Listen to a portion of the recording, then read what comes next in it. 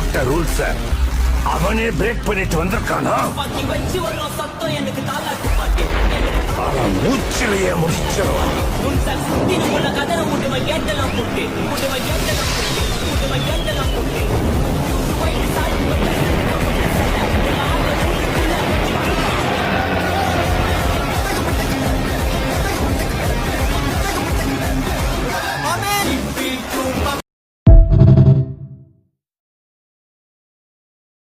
அவன் போட்ட ரூல்ஸ அவனே பிரேக் பண்ணிட்டு வந்திருக்கானா?